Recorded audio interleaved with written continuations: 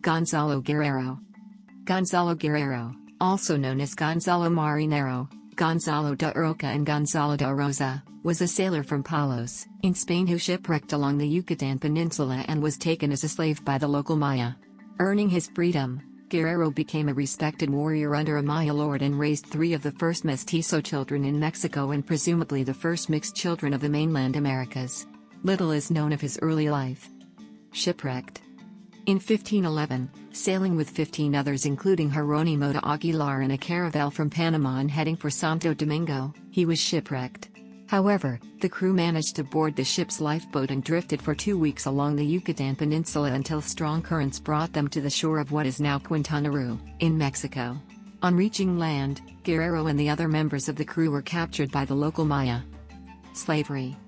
Bernal Díaz de Castillo, Historia Verdadera de la Conquista de la Nueva España, Chapter 29, records Aguilar's account, whereby Mayans sacrificed some of the ship's crew almost immediately, while putting the rest into cages. The Europeans managed to escape, but other Mayan lords captured and enslaved them. By 1519, the year Hernán Cortés began his conquest of Mexico, only 2 from the original shipwreck remained alive: Gonzalo Guerrero, who by this time had become famous in the Mayan world as a war leader for Nacancan, lord of Xactamal, which included parts of Mexico and Belize, and Jerónimo de Aguilar, who had taken holy orders in his native Spain. Guerrero had by then married Nacancan's daughter Zazilha and had fathered the first mestizo children in the region. Cortés also learned that it was Guerrero's suggestion which led to the earlier attack on Córdoba's expedition. 60–65. Reluctance to return. On arriving in Cozumel from Cuba, Cortés sent a letter by Maya messenger across to the mainland, inviting the 2 Spaniards, of whom he had heard rumors, to join him. Aguilar became a translator, along with Doña Marina, La Malinche, during the conquest. According to the account of Bernal Díaz, when the newly freed friar attempted to convince Guerrero to join him, Gonzalo Guerrero responded. Spanish, Hermano Aguilar, yo soy casado y tengo 3 hijos. Tienenme por cacique y capitán, cuando llegueras, la cara tengo labrada, y horadadas las orejas. Quedarán de mí esos españoles, si me venir de este modo? Idosbo con la bendición de Dios, que lleváis que estos mis hijitos son bonitos, y dan por vida vuestra de esas cuentas verdes que traéis, para darles. Wideré, que mis hermanos me los envían de mi tierra. English translation: Brother Aguilar, I am married and have 3 children, and they look on me as a cacique, lord, here, and captain in time of war. My face is tattooed and my ears are pierced. What would the Spaniards say about me if they saw me like this?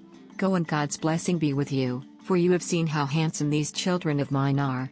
Please give me some of those beads you have brought to give to them and I will tell them that my brothers have sent them from my own country. Diaz goes on to describe how Gonzalo's Mayan wife, Zazilha, interrupted the conversation and angrily addressed Aguilar in her own language. Spanish: Y esa mismo la Indian mujer del Gonzalo habló a Aguilar en su lengua, muy enojada y le dijo, mira con que viene este esclavo a llamar a mi marido, idospo y no quieres de más pláticas. English translation: And the Indian wife of Gonzalo spoke to Aguilar in her own tongue very angrily and said to him, What is this slave coming here for talking to my husband? Go off with you, and don't trouble us with any more words. Then Aguilar spoke to Guerrero again, reminding him of his Christian faith and warning him against throwing away his everlasting soul for the sake of an Indian woman. But he did not convince Gonzalo. According to Robert S. Chamberlain, Francisco de Montejo discovered that Guerrero was the military captain of Cozumel. He tried to win him over by sending him a longish letter reminding him of his Christian faith, offering him his friendship and a complete pardon, and asking him to come to the caravel. Guerrero replied by writing on the back of the letter that he could not leave his lord because he was a slave, even though I am married and have a wife and children. I remember God, and you, sir, and the Spaniards have a good friend in me. Guerrero appears to have told his Maya friends and family that the Spaniards would suffer death like other men. He led the Maya in campaigns against Cortés and his lieutenants like Pedro de Alvarado and the Panamanian governor Pedro Arias.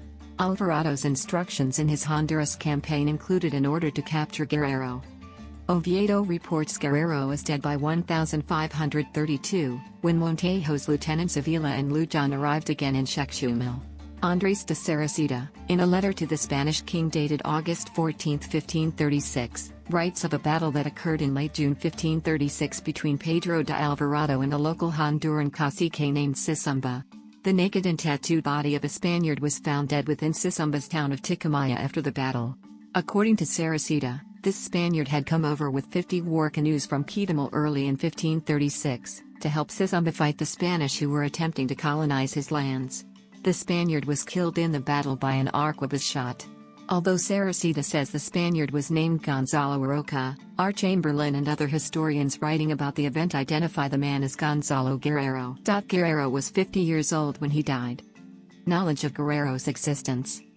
There are no verified first-hand accounts written by Gonzalo Guerrero that have survived until today. The primary accounts of other people writing about him are our source of information. First, there is Geronimo de Aguilar, who says Guerrero was captured by the Maya at the same time as he was. Cortés exchanged letters with Guerrero, but did not meet him face to face. Bernal Diaz de Castillo wrote about the same events as Cortés. Saraceda found him dead on a battlefield in Honduras but never communicated with him. The initial Spanish attempts to chronicle the conquest, done in the late 16th and early 17th centuries, Oviedo, Herrera, mention him, but are considered less accurate than the contemporary accounts. Recent accounts. Literary critic Rosanna M. Mueller, in an essay titled From Cult to Comics, The Representation of Gonzalo Guerrero as Cultural Hero in Mexican Popular Culture, surveys the numerous depictions of Guerrero from a reviled figure for the 16th century Spanish invaders to founder of modern Mexico. Yet, like many symbols, the reality behind this myth remains very questionable. Mueller concludes, while primary and secondary sources sketched Guerrero's history during the colonial period, today he has become a political and literary icon and has been transformed into a national myth. If he was reviled by the chroniclers, Guerrero has enjoyed a vindication of sorts, since he has become an exemplar who fills the need to connect the colonizers from Europe and the indigenous of the Americas in a domestic context. Perhaps the most famous literary work celebrating Guerrero as the father of the mestizos in Mexico remains Gonzalo Guerrero, Novela Histórica by Eugenio Aguirre, published in 1980 in Mexico. The novel became a national bestseller and went on to win the Paris International Academy's silver medal in 1981. Another popular book published in Mexico in 1999, Guerrero in Heart's Blood by Alan Clark, tells of the inward life and history of Guerrero and Aguilar. Guerrero and Aguilar are central figures in the historical novel Maya Lore by John Co. Robbins, which was published in the U.S. in 2011. The Confessions of Gonzalo Guerrero, by John Reisinger, was published in 2015, and is an historical novel written from Guerrero's point of view, exploring his motivations and conflicts, as well as his relation with his Mayan wife. American author David Stackton fictionalized Guerrero's life and exploits in his novel A Signal Victory, 1960. Recently republished by Faber and Faber, the work is David Stackton's eighth novel, and the first in what he envisaged as an American triptych. Paints a vivid picture of the impact of two great civilizations upon each other. Guerrero's story, that of a man who found where his true loyalties lay, and pursued them to their inevitable end. Although Gonzalo Guerrero appears in various historical chronicles of the conquest of Mexico and media and his existence is historically attested, some accounts of him are contradictory. These, coupled with often missing facts and historical falsehoods, have led over the centuries to a continuous redefinition of the character. This process started with the chroniclers of the 16th century and culminated in the 20th century with the Mexican indigenismo, each with their own motivation and interpretation.